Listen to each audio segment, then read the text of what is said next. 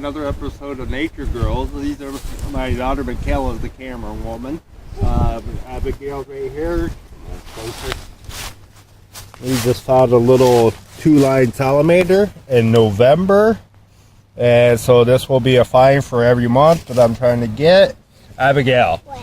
Now, what do salamanders live under? Under rocks. Under rocks, and they live in they like it cooler, don't they? Yeah. So we're finding it in November.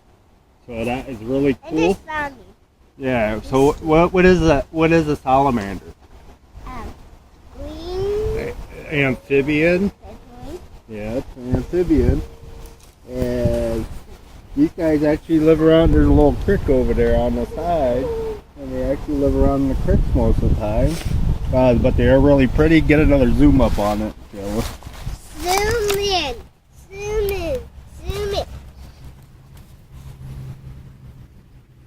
They're very pretty salamanders.